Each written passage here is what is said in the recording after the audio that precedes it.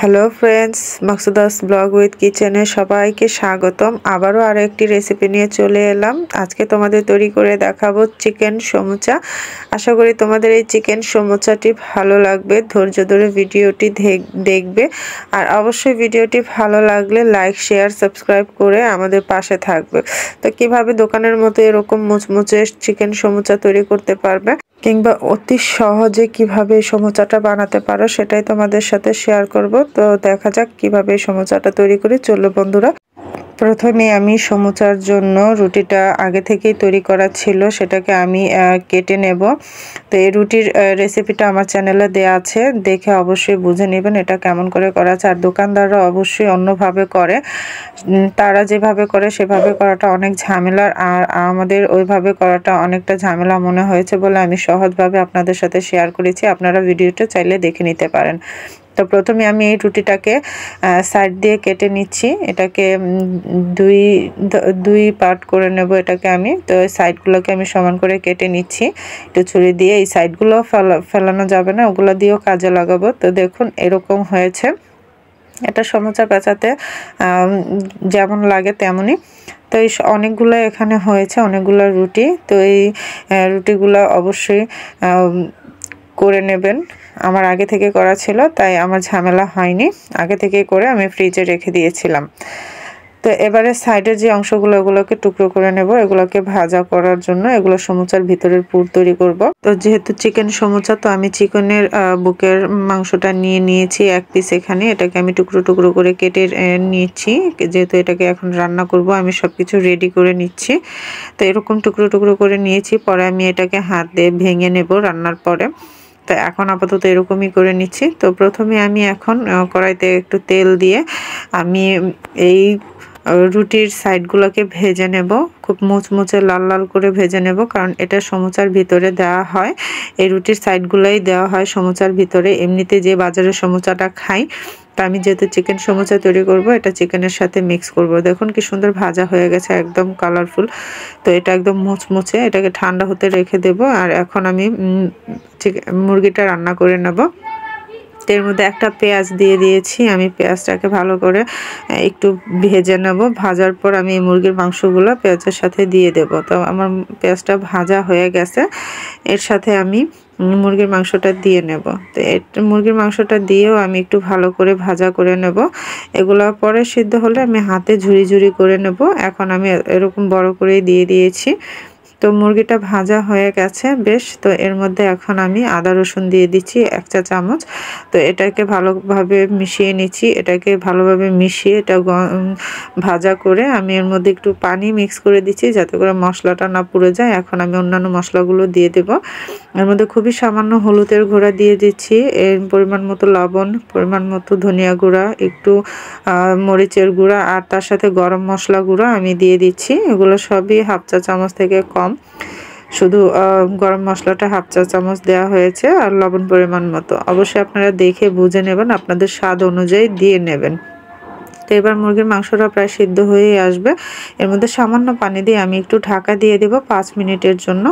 5 মিনিটে এটা অনেকটাই সিদ্ধ হয়ে যাবে, 5 থেকে 7 মিনিট হলেই হবে। তো এর মধ্যে আমি এগুলোকে হাত দিয়ে ঝুরি ঝুরি করে নিচ্ছি। এগুলো চাইলে আপনারা অন্য কিছু দিয়ে ঝুরি করতে পারেন। দেখুন আমি এরকম টাইপের করে নিচ্ছি। তো এটা এখন মুরগির মাংসটা আমি 5 থেকে 7 মিনিট পরে এটাকে উঠিয়ে ঢাকনা উঠিয়ে দেখছি এটা পুরোপুরি সিদ্ধ হয়ে গেছে। যেহেতু মুরগির মাংস সিদ্ধ হতে খুব বেশি সময় নেবে না, তো এই মশলাটা কষানো হলেই যা। তো এই পর্যায়ে আমি এখানে দিয়ে দিচ্ছি টেস্টিং সল্ট, সামান্য টেস্টিং সল্ট। আপনারা চাইলে এইটা ব্যবহারও করতে পারেন, নাও করতে পারেন, এটা সম্পূর্ণ আপনাদের ইচ্ছা। তবে আমি একটু স্বাদের জন্য দিয়ে দিয়েছি। তো এখন আমি এই ঝুরি করা রুটি গুঁড়াগুলো দিয়ে দিয়েছি, এর সাথে মিক্স করে এখন এটাকে একটু হালকা ভেজে নামিয়ে ফেলবো, কারণ অলরেডি এটা হয়ে গেছে। তো এবার আমি এটাকে নামিয়ে ঠান্ডা করে বাদবাকি যে ইনগ্রেডিয়েন্টসগুলো ওগুলো মিশাবো। এখানে পেঁয়াজ কুচি দিয়ে দিয়েছি 2টা, মরিচ দিয়ে দিয়েছি 3-4টা, আর এই ধনিয়া পাতা বেশ পরিমাণে দিয়ে দিয়েছি। আপনারা চাইলে আরও দিতে পারেন। তো বন্ধুরা আমি এই পর্যায়ে এই মাংসগুলোকে হাতে ঝুরি ঝুরি করে এই সবগুলোকে একসাথে একটু মাখিয়ে নিচ্ছি খুব সুন্দর করে। খুব সুন্দর একটা ঘ্রাণ বের হচ্ছে। আর এই দেখুন এরকম ঝুরি ঝুরি করে নিয়েছি। তো চিকেন সমোসাটা আমি আমার মতো করেই বানাবো। এটা একদমই যে দোকানের মতো করে হবে তা না, আমি আমার মতো করে আমার স্বাদ অনুযায়ী আমি বানাচ্ছি। আপনারা চাইলে আপনাদের স্বাদ অনুযায়ীও বানাতে পারেন আর আমার মতো করেও ট্রাই করতে পারেন। আশা করি আপনাদের খারাপ লাগবে না। তো সবচেয়ে এখন কঠিন কাজটা হলো এই ভাঁজটা দেওয়া, কারণ এই আমরা তো রোজ রোজ ঘরে সমুচা বানাই না। এটা বানাতে গেলে একটু এলোমেলো অবশ্যই হতে পারে, কারণ রোজ রোজ এটা বানিয়ে খাওয়া হয় না যেহেতু। তো একটু সমস্যা হতে পারে, করতে করতে ঠিক হয়ে যাবে। তো এখন আমি এখানে আটা গুলা করে নিয়েছি, আমি একটু আটা গুলিয়ে নিয়েছি এটাকে সিল করার জন্য, যাতে করে মুখটা না ছুটে যায়। এটা ছুটে গেলে একদম পুরো নষ্ট হয়ে যাবে, তেলটাও নষ্ট হয়ে যাবে, সমুচাটাও একদম পুরো খারাপ হয়ে যাবে। তো এরকম করে সিল করে নেবেন, এটা আর ছোটার কোনো সম্ভাবনা নেই। একটু ভালো করে সিল করে দেবেন আটা দিয়ে। তো দেখুন এরকম হয়ে গেছে। তো এভাবে আমি একে একে সবগুলোই বানাবো। আপনারা দেখে একটু বোঝার চেষ্টা করবেন, কারণ এটা দেখে না বুঝলে এটা বুঝতে পারবেন না। এটাকে শুধু 3 কোণা শেপ দেওয়ার মতো করে নেবেন। এখন আপনারা যেই সাইড থেকেই দেন না কেন 3 কোণা শেপ করলেই হবে। শুধু এক সাইডটা করে আবার অপর সাইডটাকে ধরে এভাবে ঘুরিয়ে ঘুরিয়ে আপনারা করে নেবেন। হ্যাঁ, সাইডগুলো একটু ছুটে গেলে হাত দিয়ে ঠিক করে নিলে হয়ে যাবে, কোনো সমস্যা নেই। এভাবে আপনারা দেখে অবশ্যই বুঝে নেবেন। প্রথম না হলেও দ্বিতীয়বারে তৃতীয়বারে হয়ে যাবে নিশ্চয়ই। তো আমারও প্রথমবার একটু হিজিবিজি লাগছিল, তারপরও আমি করে নিয়েছি। পরের বার আর হিজিবিজি লাগে না। দেখুন এরকম একটা ভাঁজ হলেই হলো, 3 কোণা হলেই হলো সমুচা সাইজের। তো আশা করি আমরা তো আর রেগুলার বানাই না, আমাদের একদম রেগুলার সিস্টেম নাও হতে পারে, কোনো সমস্যা নেই। হওয়ার মতো সমুচার মতো দেখতে হলেই হলো। তো এরকম করে আমি সবগুলোকেই বানিয়ে নেব।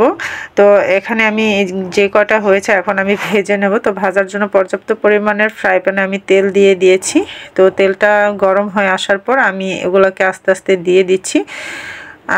এগুলোকে একে একে করে সাইড করে দিয়ে দিচ্ছি, যাতে করে সুন্দর করে হয়। আর তেলটা একটু বেশি পরিমাণে দিলে ভালো হবে, ভাজাটা সুন্দর হবে।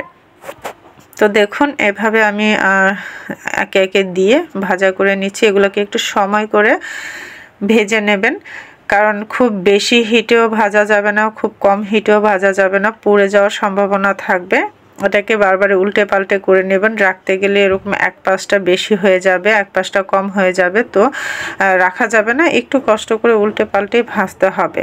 তো আমি এগুলোকে দিয়ে আবার বাদ বাকিগুলো বানাচ্ছিলাম। আমি বাদবাকিগুলো করে নিচ্ছি। এখানে আমার অনেকগুলোই হয়েছিল। তো এটাকে উল্টে পাল্টে আমি বেশ সময় ধরেই এটাকে, যতক্ষণ পর্যন্ত দুই সাইডে সুন্দর কালার না চলে আসছে, আমি এটাকে ভাজা করে নিয়েছি। তো এখন আমার এগুলো প্রায় ভাজা হয়ে গেছে। তো যেগুলো ভাজা হয়ে গেছে আমি এবার এগুলোকে নামিয়ে নিচ্ছি। এগুলোকে একটা প্লেটে আমি নামিয়ে নিচ্ছি। তো আপনারা চাইলে এটাকে কিচেন টিস্যু দিয়ে ওটার মধ্যে নামাবেন। এতে করে কি হবে, এই আলাদা যে তেলটা আছে অতিরিক্ত তেলটা সোপ করে নেবে। তো আমি পরবর্তী আবার সমুচাগুলো দিয়ে দিচ্ছি। তো এভাবে করে আমি আস্তে আস্তে সময় নিয়ে ভাজা করে নিচ্ছি। আপনারাও এটাকে অতি সাবধানের সাথে উল্টে পাল্টে ভাজা করে নেবেন, একটু সময় নিয়ে। এটাকে একদম লো হিটেও না, একদম হাই হিটেও না, মাঝারি আছে এটাকে ভাজা করে নেবেন। তো আমি এভাবে একে একে করে সবগুলোই উল্টে পাল্টে দিচ্ছি একটু সময় ধরে, ধৈর্য ধরে। তো আমার এগুলো ভাজা হয়ে গেছে। দেখুন এগুলোকে আমি এখন নামিয়ে নেব আস্তে আস্তে। তো এটাকে ভালো করে তেল নিগড়ে নামিয়ে নেবেন। এবার আমি একটা আমার ঘরে লেখালেখির কাগজ ছিল, আমি সেটার উপরে নামিয়ে নিয়েছি, যাতে করে তেলটা একদম শুষে নেয় অতিরিক্ত তেলটা।